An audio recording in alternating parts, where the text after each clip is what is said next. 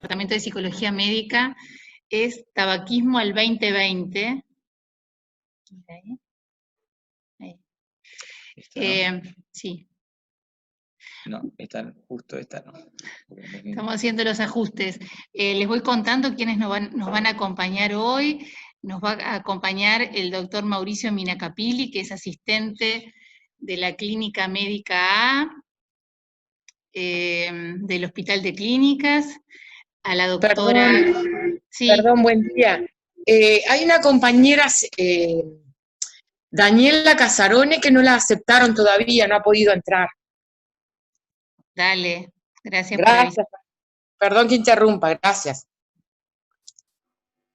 Bueno, hoy nos acompañan entonces Mauricio Minacapili, que es asistente de la Médica A, la doctora Carolina Parodi, que también es médica internista y es asistente de la Médica A del Hospital de Clínicas, y nos acompaña Mari Barros, que es parte nuestra, que es asistente por el Departamento de Psicología Médica, magíster en Psicología Clínica y ex grado 2 del Departamento de Psicología Médica. Así que los dejamos con ellos. Muy bien. Vamos a compartirles, buen día a todos, vamos a compartirles la presentación. Ustedes nos dicen, así la están viendo de manera correcta. Sí, perfecto. Bien, pero ven el PowerPoint entero ahí, ¿no? No ven la presentación. Vemos la diapositiva entera. La diapositiva entera, bien.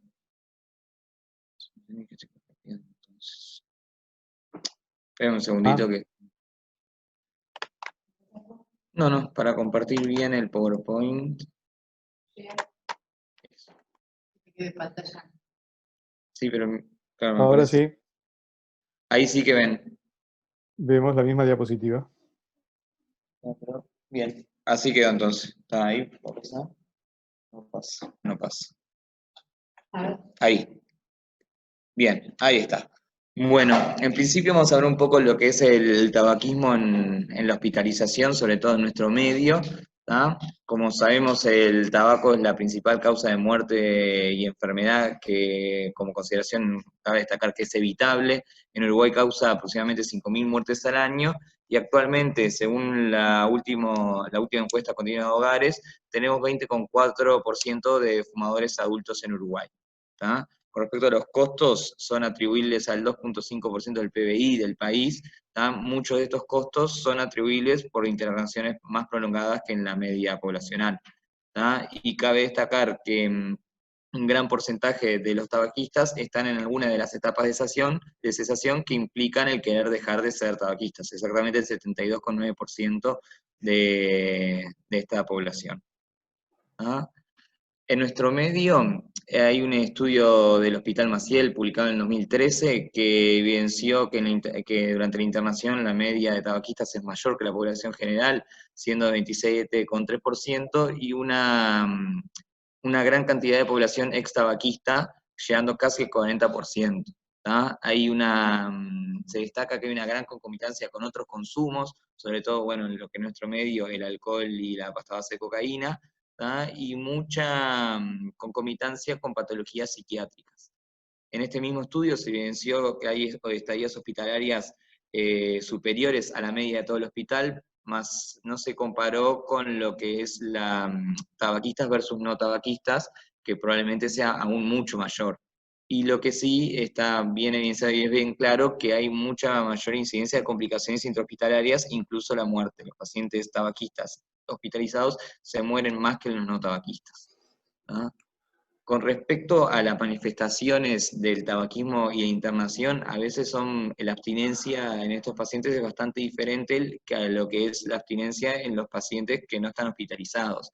Muchas veces no se manifiesta con el deseo de consumo, sino con mayor dificultad en la parte biomédica del paciente, mayor dificultad en el manejo del dolor en los pacientes que tienen, sobre todo, patologías oncológicas con dolor orgánico, mayor frecuencia de episodios de excitación en pacientes confusos, mañosos, y en los pacientes que lo requieren, mayor necesidad de psicofármacos y obviamente de las complicaciones del uso excesivo de los mismos, y hay una peor adherencia al tratamiento global, porque son pacientes que, o mismo que fuman dentro de del hospital, impidiendo el buen relacionamiento con el equipo de salud, o que pasan muchas horas del hospital saltándose turnos de tratamiento, fumando en la puerta del hospital, y así.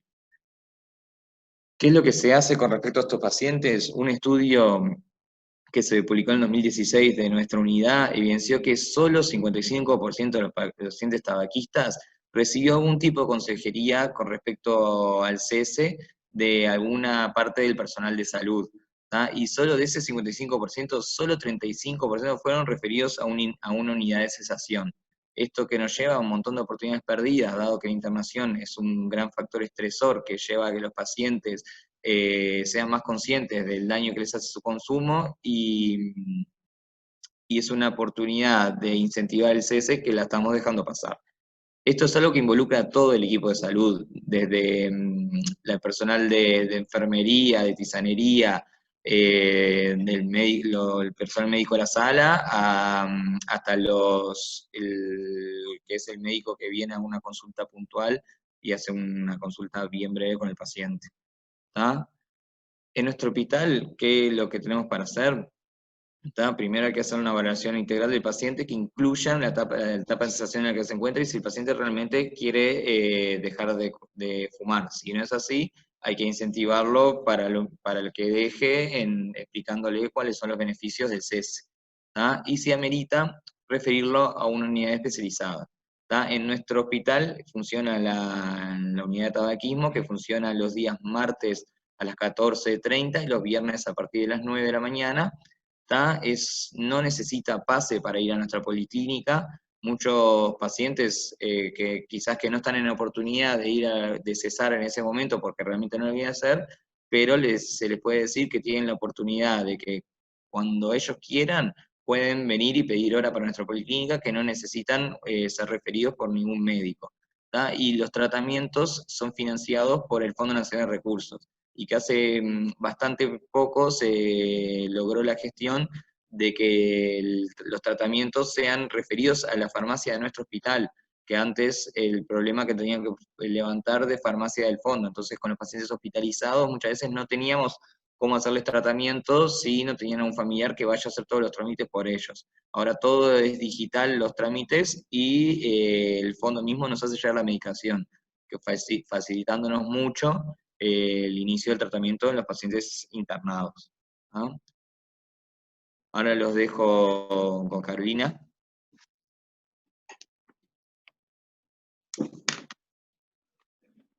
Buenos días a todos. Muchas gracias por invitarme. ¿Qué pasó? Me venía puesto delante del proyector. Ah, no, está bien. Muchas gracias por invitarnos. En realidad, a nosotros este tema nos entusiasma, nos gusta entusiasmar a otros y a otras.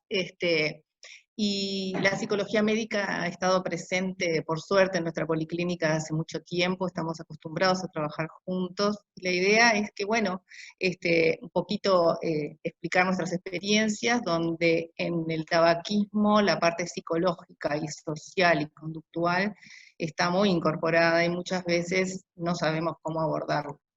Intentamos muchas veces, es una cosa de continuo estudio, pero en este momento, y el tema que me atañe, es las nuevas formas de consumo de tabaco y de nicotina.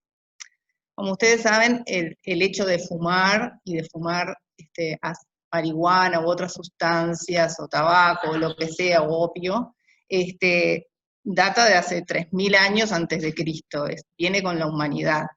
En América se descubrió el tabaco cuando vino Colón, y de ahí en más han aparecido un montón de maneras de fumar, o tabacos calentados por combustión, como los cigarrillos, ¿verdad? O el naco, el rapé, y los tabacos masticados y húmedos, o ahora la nueva modalidad que son los cigarrillos con vapor, sin combustión. ¿Y por qué ha aparecido esto de los cigarrillos sin combustión? Bueno, en realidad esto viene de un eslogan que viene "el mundo sin humo". El mundo sin humo es algo esponsoreado por las tabacaleras, ¿verdad? En realidad se ha visto que durante estas últimas decenas de años, el tabaquismo convencional, el cigarrillo convencional con humo, con combustión, ha descendido en su consumo en el mundo. De 1.397.000 millones en el 2000 a 1.337.000 millones en el 2018, se han perdido 60 millones de consumidores, por ejemplo. Esto ya no es tanto negocio, y esto se debe, entre otras cosas, a la aparición del Convenio Marco para Control de Tabaco, que es la primera ley de salud pública mundial, donde 160 países del mundo se congregaron para hacer en sus países, en sus respectivos países, valer las leyes que protegen al individuo del tabaquismo, y hacer que puedan tratarse en forma bastante democrática todos sus fumadores. Entonces, en esta gráfica lo que muestra es cómo viene bajando en azul el consumo de cigarrillos y cómo viene aumentando en rojo el consumo de cigarrillos electrónicos u otros dispositivos de liberación de nicotina o de otras sustancias en el mundo.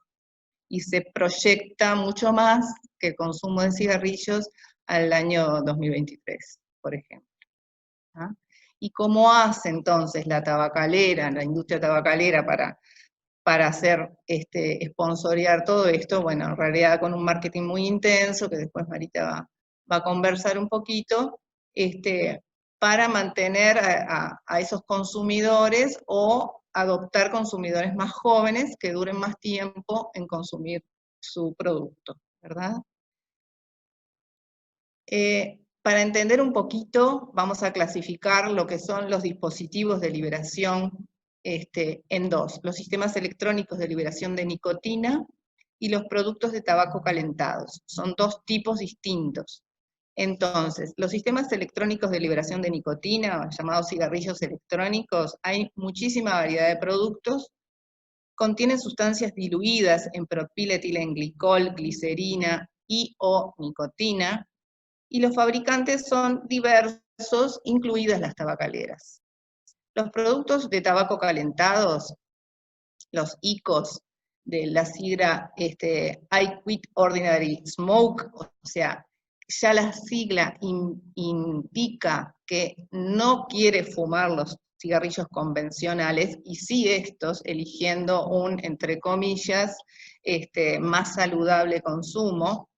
Son menos variedades, cada vez en aumento, contienen tabacos, sí, y son fabricados por la industria tabacalera, todos ellos.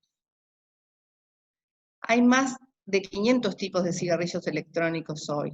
Los cigarrillos electrónicos en realidad aparecieron en el año 2000 en China, y en el 2009 se patentaron, pero ya antes de estar patentados ya estaban por todo el mundo. Tal es así el marketing que se les hizo. Y hoy en día hay más de 500 entonces tipos diferentes. La estructura, no sé si ustedes conocen, están acá, bueno, pero en realidad en Uruguay, a pesar de estar prohibido, van a ver, si ponen atención, muchas veces, y muchos conocidos pueden llegar a tener. Tiene una batería que calienta la sustancia y se libera vapor, no hace combustión. Esa es la diferencia con el cigarrillo, ¿verdad?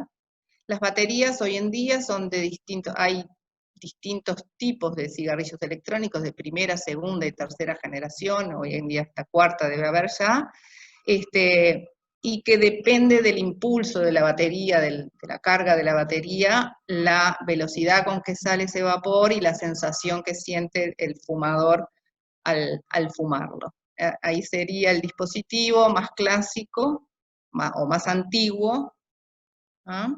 Emitiendo el vapor que se calienta. Y hay más de 1000 sustancias que se le colocan a ese cigarrillo electrónico. La sustancia básica, el propiletilenglicol, la glicerina es un jabón. ¿Ah? El propiletilenglicol se utiliza desde hace muchos años, ingerido en algunas sustancias o en algunos excipientes, y las utilizan los odontólogos también, pero nunca se inhala. ¿Ah? La diferencia es que se conocen las acciones del clopidogrel a nivel digestivo o absorbido a nivel de mucosa, y otra es inhalado. Y la glicerina es un jabón, que también si te comes jabón no pasa nada, pero inhalado es otra cosa. ¿Ah? Pero además de esas sustancias hay muchísima variedad de sustancias, de sabores y de sustancias que les colocan. Hoy en día hasta la marihuana, y si ustedes ven la disposición de los sobrecitos de la venta en farmacias de marihuana, aún en Uruguay, la recomendación es que no se haga combustión y sí se inhale, ¿ah? Como una manera de minimizar el riesgo. ¿Qué es lo que pasa? Esto, a pesar de que hace muy poco tiempo de que está vigente, que se saben las cosas y que hay estudios, ya en el 2019 en Estados Unidos hubo 2.600 injurias pulmonares agudas en jóvenes por consumo en vapeo de marihuana. ¿tá? Dentro de ellos hubo 60 muertos. En realidad, los 2.600 injurias fueron, el 80% contenían marihuana, el 50% era marihuana más nicotina, que es un uso habitual en los fumadores, y un 13% solo nicotina. O sea, no solo la nicotina puede ser complicada, sino todas las sustancias, cada una de las sustancias que ingieran. Y si ustedes ven a simple vista esa exposición de líquidos, se ven a quiénes están destinados también estas sustancias, por los colores, los macaquitos, ¿verdad? Todo orienta a una población joven, adolescente, ¿verdad? Sí. El vaporizado es más sano. Ahí está. Y eso no es así. Eso no es así, ahora yo les voy a contar por qué no es así. Pero es la concepción, claro que sí. Sí, es así. Vaporizado es mejor porque en realidad toda la vida dijimos, y es verdad, que el problema del cigarrillo es la combustión de las 7.000 sustancias tóxicas que se libera al quemar, ¿verdad? Además de la nicotina como droga adictiva o que tenga otros funciones. ¿Y qué es el Joule? El Joule, vean lo que es. Parece un dispositivo electrónico de conectar, yo qué sé, a la computadora, un pendrive. Sin embargo, es un cigarrillo electrónico. Es el cigarrillo electrónico, la joyita de la Philip Morris, ¿verdad? Y bueno, y junta lo que es la adicción a la nicotina o la adicción a las sustancias con la adicción a los sistemas electrónicos de hoy en día que todos tenemos y los jóvenes más. Y ustedes ven rápidamente, la gráfica roja es la de las ventas de Joule y las otras gráficas son las de otros sistemas de calentado de nicotina como el Blue o el de la British Tobacco, ¿tá? Que son las celestes, las grises, las negras, tienen un incremento de ventas, pero el Joule se disparó de una manera abismal desde el 2015 que salió en Estados Unidos. Un 80% de los niños entre 12 y 17 años han tenido alguna vez, han probado un Joule. ¿Ah? Y los diseños, nuevamente, orientan a esa población. Además hay como stickers personalizados para ponerle, envolverle el dispositivo, de tal manera de que, bueno, de distintas maneras se marketinea el producto. Ahí están, preciosos, y como son chiquitos y se pueden esconder en cualquier lado, en los colegios, en los liceos, de no sé qué, enchufan eso y vapean durante la clase sin que el docente se dé mucha cuenta. Esa es la gracia de los adolescentes de allá. Entonces, esto es para demostrar cómo las distintas tabacaleras han invertido desde hace años en en este tipo de dispositivos. El Marlboro clásico, que ha pasado también por Marlboro saborizados y distintos tipos de Marlboro, y ahora con cápsulas, que también hemos visto acá en el Uruguay. Ha pasado al IQOS de Philip Morris, que es el Mesh, el Tips, preciosos los diseños. Estos son unos más clásicos, pero hay distintos, de dispositivos de vapor. La British American Tobacco, el Vibe, es el cigarrillo electrónico del Lucky Strike, por ejemplo, se ha transformado en esto. O sea, siguen vendiendo los cigarrillos convencionales, pero también siguen invirtiendo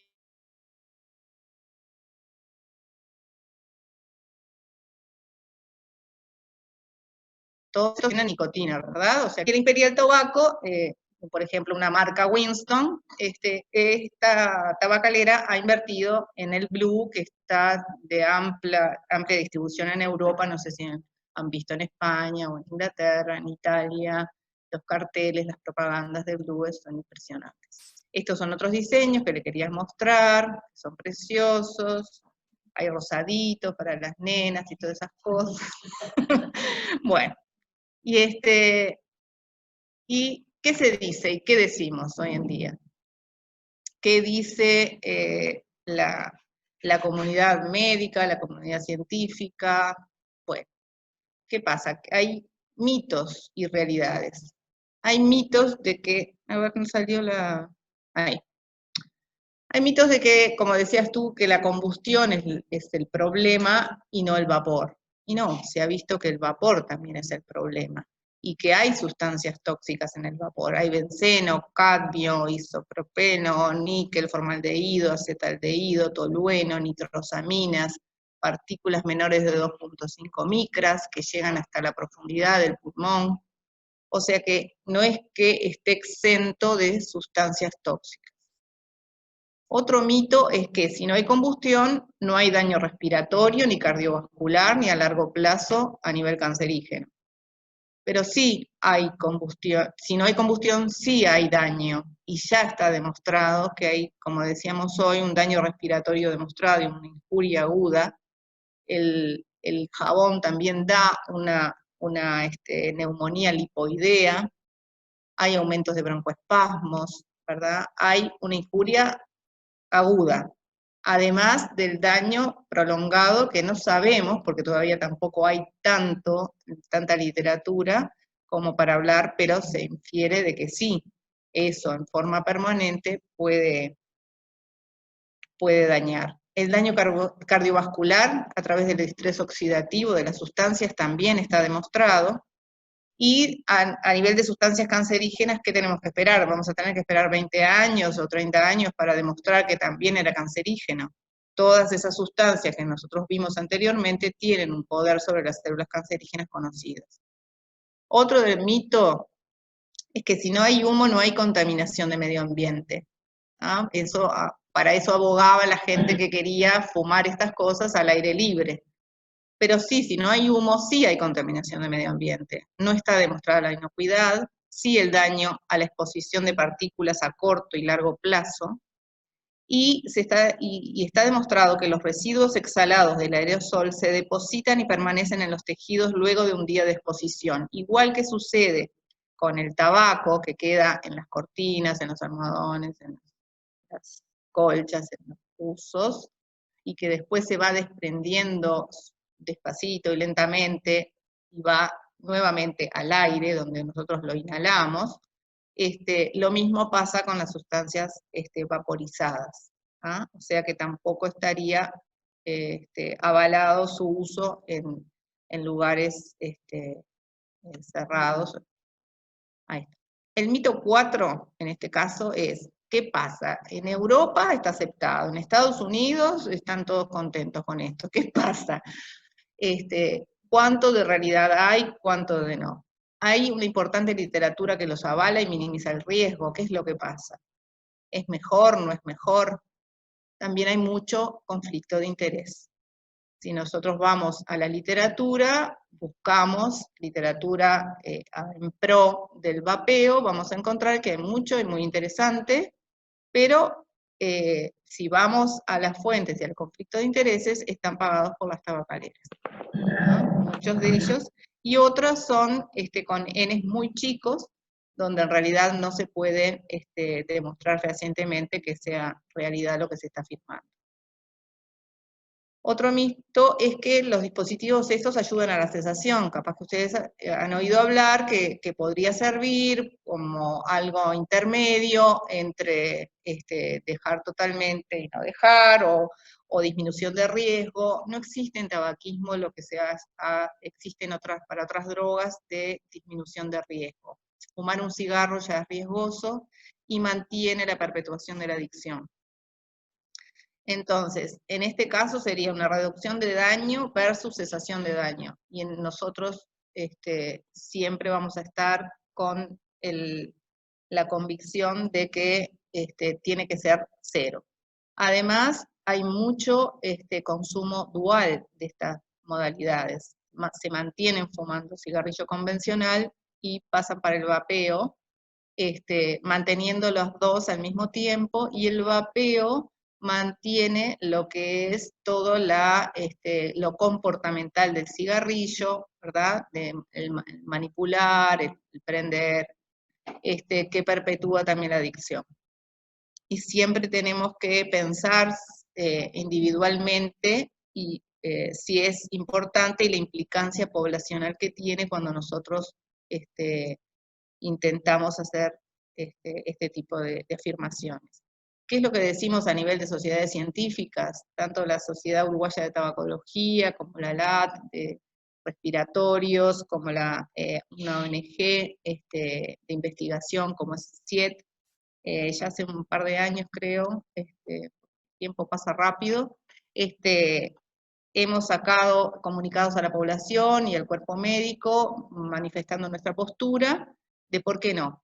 Porque no se puede demostrarse una inocuidad, porque sí se puede demostrar daños a corto y seguramente a largo plazo, porque muchos dispositivos mantienen la adicción a la nicotina y el consumo dual, porque no está demostrado fehacientemente su utilidad en la cesación, sí está demostrado por los otros métodos que utilizamos habitualmente, y porque sí hay tratamientos con eficacia probada, y porque los intereses económicos nunca pueden primar sobre los intereses y los derechos de la salud pública en general. Y en esto no está claro. Si ustedes ven entonces, la adicción a la nicotina y la adicción a la tecnología está sponsorizada permanentemente en las redes sociales, en los lugares de recreación de los adolescentes, en las fiestas. Es impresionante lo que ponen de interés las tabacaleras en mantener esto. Y eso también nos tiene que poner sobre aviso, ¿verdad? Y bueno, y muchas gracias. Marita les va a hablar un poquito de las tácticas de esta industria y la vinculación también con el COVID, que no sé si lo vamos a mencionar en esta pandemia.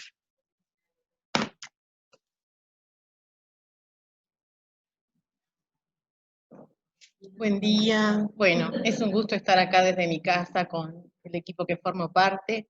Quería comentar algo que estamos nosotros, pero que el equipo también lo forman la doctora Laura Jambí, que es la directora de la unidad, y la compañera Virginia Núñez y Valentina González, que no pueden estar porque están en otras actividades. Y un poquito nomás como que la actividad pretendía como tocar como algunos de la cantidad de aspectos que este tema te va llevando. Uno empieza por una actividad como clínica de asistencia y es como imposible trabajar en esto sin ser consciente de todo lo que se mueve alrededor. Es un tema de salud pública donde nos exige de alguna manera tener presentes todos los aspectos involucrados en este tema, porque trabajar en la cesación es solo una pequeña parte de reducir el daño que esto produce. Y estamos frente a una industria con intereses claramente económicos, donde no duda en utilizar cualquier tipo de herramientas para enriquecerse. Entonces un poco es mostrar algunos aspectos de las tácticas y estrategias que tiene la industria tabacalera. voy a retomar algunos conceptos que Carolina estuvo hablando. Bueno, y uno de los principales es, para la industria se le van muriendo los consumidores y tiene que generar nuevos clientes.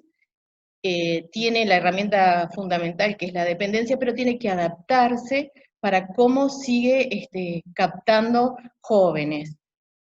Por ejemplo, acá en Uruguay he sabido que la prevalencia ha disminuido de forma como muy contundente e importante, pero ya en la última encuesta de la Junta Nacional de Jóvenes de Consumo, que habíamos logrado bajar a un dígito la prevalencia, en la última encuesta ya subió. Y en realidad esto viene sucediendo como a nivel mundial. Esto que decía Carolina, el uso en Estados Unidos están teniendo un gravísimo problema, donde los adolescentes están consumiendo de una manera, ha sido exponencial el aumento en el consumo con estos nuevos productos.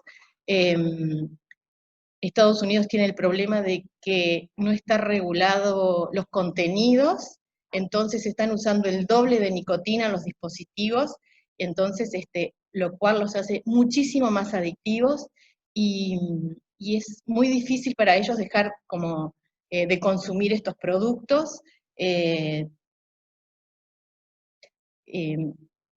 Bueno, y esto que decía, esto es tan reciente, pero además la industria gasta muchísimo dinero en ver qué espacios puede ocupar que todavía no están resueltos por las regulaciones. Si bien este convenio marco que nos hablaba Carolina protege un montón y las directrices que da es para estar como alertas, ellos logran ver todos los huecos, es decir, por ejemplo, en Inglaterra se usa, incluso se recomienda para dejar de fumar.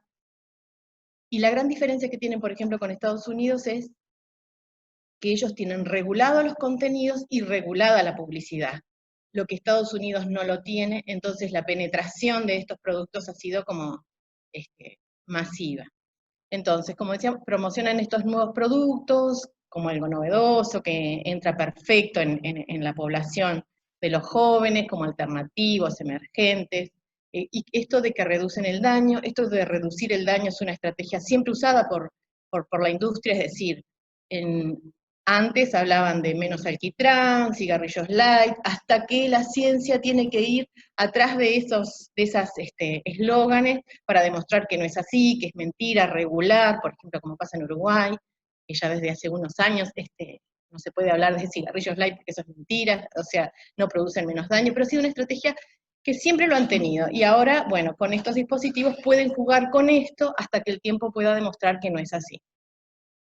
Y por supuesto son como socialmente aceptables, ellos financian también todos estos grupos de vapeadores, uno si busca en internet es impresionante lo que encontrás, desde, bueno, grupos que lo apoyan, están en las redes permanentemente financiados, cada vez que sale algo, un tweet o algo, ellos tienen como gente financiada que sale a responder, de maneras como más divertidas, como armar concursos con esto de hacer distintos dibujos con los humos que largan, es como toda una manera de captar esta población, ¿no?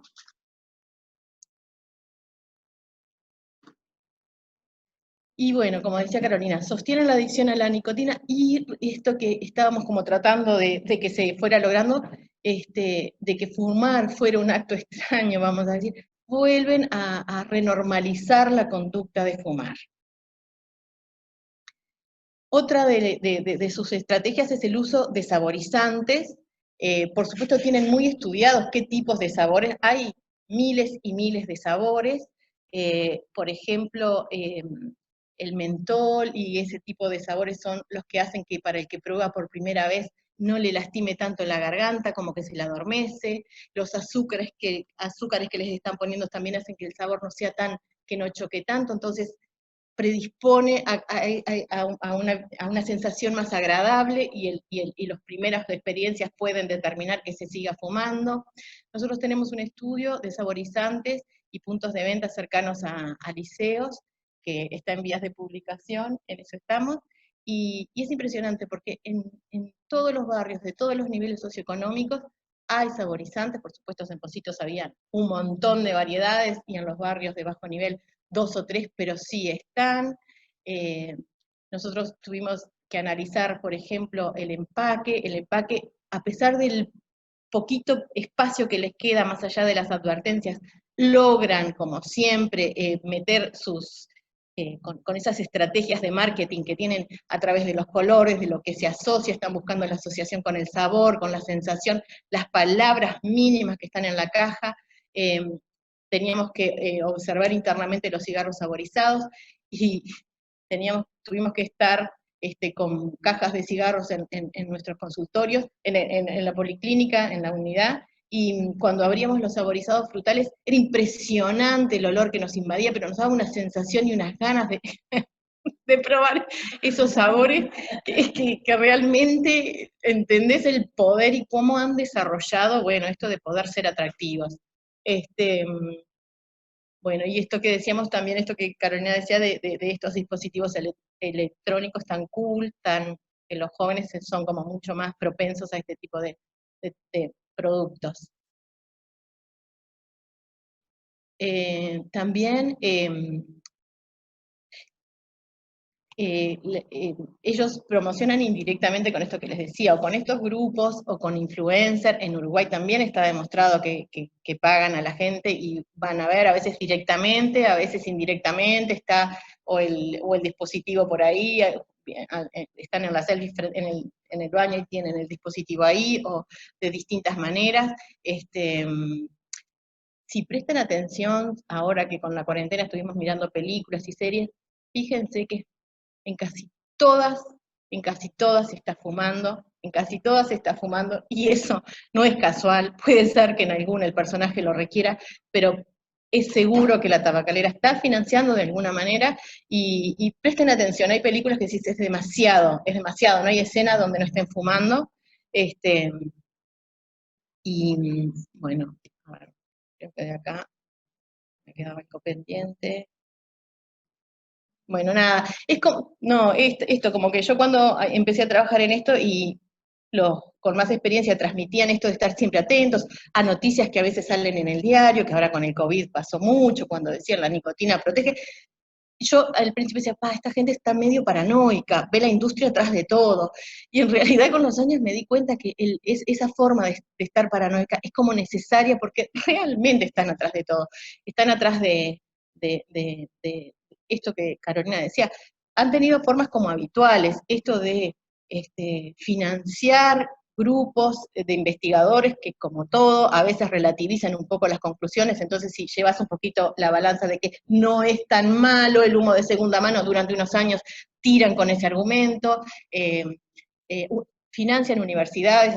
Hace unos años pasó que con un nuevo medicamento que se utilizó para dejar de fumar, salió un estudio que decía que tenía riesgos importantísimos cardiovasculares, y claro, eso paralizó el uso, hubo una advertencia con ese medicamento. Después, en realidad, esa universidad estaba financiada por ellos, es decir,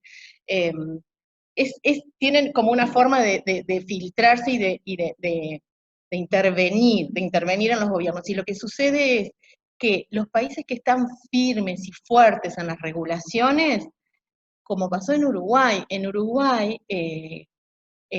la ley fue muy amplia y con una visión enorme de anticipar todo esto. Entonces todo esto está prohibido. Llega de ventas, vamos a decirlo, porque la gente lo trae del exterior, pero por suerte no lo vamos a ver en un punto de venta, no vamos a ver promoción de esto. Pero en los países más pobres, donde más impacto tienen, donde los países no tienen los recursos, primero, para regular, porque imagínense que cada vez que llega un nuevo de estos productos hay que hacer estudios de laboratorio, implementar nuevas leyes, es decir, es una movida tan importante. Yo creo que Uruguay siempre es ejemplo, y lo utilizan como ejemplo porque hubo un grupo de gente trabajando más allá, desde la sociedad civil y todo lo demás, generando todo esto, para dar respuestas a un montón. Pero si los países no lo tienen, esas respuestas no se dan, y cuando quieren acordar está instalado todos esos productos sin pasar ninguna regulación. Por ejemplo, esto que les digo, para implementar cosas después que se instalaron, implica un montón de cosas. El lobby político que hacen es enorme, es decir, las directrices del convenio marco dicen que nunca se puede sentar a una tabacalera a una mesa, porque ellos exageran todos todos los argumentos, y esto de que el poderío económico enorme que tienen para hechos de corrupción es sabido. Entonces, el cuidado nunca es poco.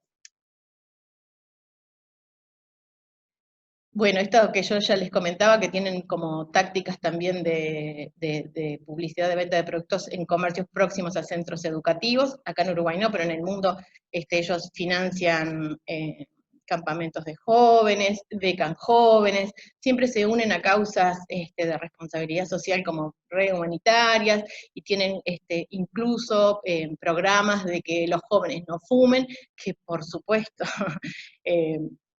Ayer yo entraba justo para estudiar, tienen una página sobre el uso de estos dispositivos y hacen que con un clic digas si sos menor, ¿no?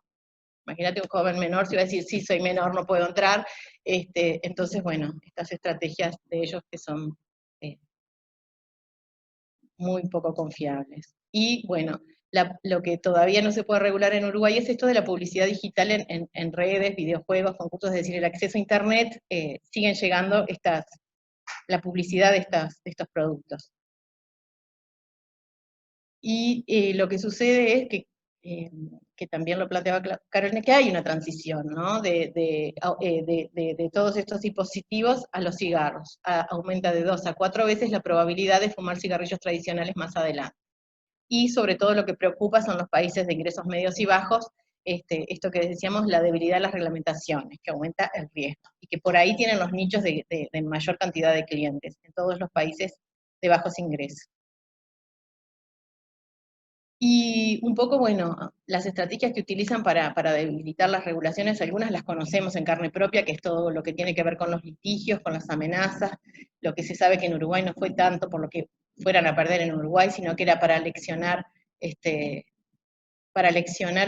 a otros países que estuvieran pensando en tomar medidas como esta de las advertencias en las cajillas y otras. Acá también, sucedió algo que no debe suceder, es que las tabacaleras conversen con el gobierno de manera que no se conozca, no se puede sentarse en una mesa porque ellos tienen, mecanismos más que aceitados de cómo lograr torcer las cosas a su favor, y por suerte, bueno, acá en Uruguay no pudieron hacerlo. Esto que decíamos de aprovechan vacíos legales en la regulación de productos novedosos, porque imagínense, hace unos años uno no pensaba que iba a haber este tipo de productos, y si quedaban esos vacíos, ellos los van a aprovechar. Y también otras formas que tienen es simular apoyos a través de grupos fachada, que parece que van por sus intereses propios, pero en realidad también atrás de ellos está la industria.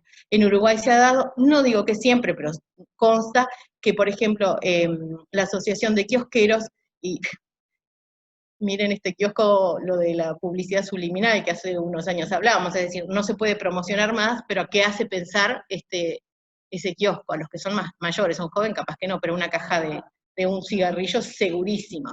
Y bueno, cuando uno está atento y ve en el informativo que vienen estos grupos como reclamando determinadas cosas, no es tanto el reclamo en sí, sino que bueno, es como una manera de generar sensibilidad para que no sea atacada la industria. Y también todo lo aprovechan, es decir, la pandemia también fue utilizada por ellos, y desarrollan estrategias muy rápidas. Ellos tienen muchísima plata y mucha gente inteligente. Voy a hacer una anécdota que me contó Mercedes Viera del departamento, conocida por ustedes, que estaba de vacaciones en un lugar y que estaba con sus 3 hijos, que eran chicos en ese momento, y que otro huésped le dijo, aquel debe tener X edad, aquel X edad y aquel X edad. Entonces ella le dijo, sí, ¿a qué te dedicas? ¿Sos maestro, sos psicólogo? No, trabajo en X industria tabacalera de Uruguay. Y dice, y tenemos un perfil de los jóvenes, de lo que quieren los niños, así, todo está, y ella creo que lo cuestionó y él le dijo, de algo hay que vivir. Y bueno, en esa estrategia que tienen, esto de, ya se sabe que hay, ahora son estos productos, pero antes las cajillas, el camello de Camel, son, los niños identificaban de pronto después de la figura de Mickey y eran figuras que reconocían, es decir, nada es azaroso con esta industria. Y bueno, ellos también en esta cuestión de que pueden como disfrazarse de responsabilidad social, en esta epidemia, creo que está acá adelante, no, más adelante lo voy a decir, digo, también ellos hacen como donaciones para comprar respiradores, para estar apoyando, y bueno, además utilizaron esto de que parecía que la nicotina protegía del COVID. Imagínense esa noticia en el momento crucial, crítico del terror que todo el mundo tenía cuando se largó la pandemia, ¿no? Entonces, además, en todas las redes sociales asociaban sus productos con hashtag utilizados para la salud, asociados como a sus productos, ¿no? También hacían presión con esto de que, bueno, que con las cuarentenas se cerraba todo y no se trabajaba, bueno, haciendo presión para que considerar esenciales estos puestos de ventas y todo lo demás, así, presionando, ¿no?, a los gobiernos. Bueno, esto que les decía, que siempre se han aprovechado de desastres naturales y emergencias para generar tácticas con apariencia de buena voluntad entre el público y los responsables políticos. Hay unas denuncias en Grecia, en Ucrania, por esos países también esto de que han estado donando plata, es decir, bueno, es esa cosa incongruente. Por un lado, esos lugares, esos centros de salud tienen que gastar millones por los daños y consecuencias del tabaquismo, y ellos limpian su imagen donando algunas cosas. Y lo que sucedió es que hubieron algunos estudios muy cuestionados desde todo punto de vista, donde asociaban que de pronto fumar podía proteger. Bueno, eso se demostró que no. Acá en Uruguay, un grupo de gente junto con otros grupos académicos de sociedades científicas de España, México, Argentina, sacaron un documento rápidamente, es decir, y ellos se aprovecharon de esa cosa tan reciente, donde la evidencia todavía no se ha podido generar con el coronavirus. Imagínense, es tan reciente que para que los grupos puedan como ir mostrando resultados lleva tiempo, pero además los sesgos metodológicos de los estudios estos eran enormes, además de conflicto de intereses, y además, bueno, Laura Jambí, nuestra directora que hace poco presentó un trabajo sobre esto, y estuvo investigando, y es muy interesante cómo rescataron solo ese factor de riesgo de fumador y no otros, pero bueno, de alguna manera lo que sí es cierto es que los fumadores tienen peor evolución y pronóstico. Eso es clarísimo como para cualquier otra enfermedad respiratoria, es decir, ser fumador es un factor de riesgo, y eso, pero ellos logran instalar eso, y en esos días uno leyeras el diario que leyeras, estaba instalada esa información, y eso, bueno, no es casual. Nada, como terminando ya queremos, bueno, le queríamos recomendar esta serie, si están un día de estos para verla, que es interesante, es una serie que se llama Sociedad de Consumo, y el capítulo 2 se llama Puro Vapor, y comenta algunas cosas de esto, de estas que estuvimos hablando. Y también les queríamos como mostrar finalmente un videíto que resume lo que para el Día Mundial Sin Tabaco, el 31 de mayo, muchas asociaciones científicas y instituciones estuvimos trabajando con el lema que fue este año, bueno, la manipulación de la industria tabacalera en los jóvenes. Es un pequeño resumen, que fue muy lindo trabajar con esta gente. Cualquier cosa después retoman preguntas o algo así.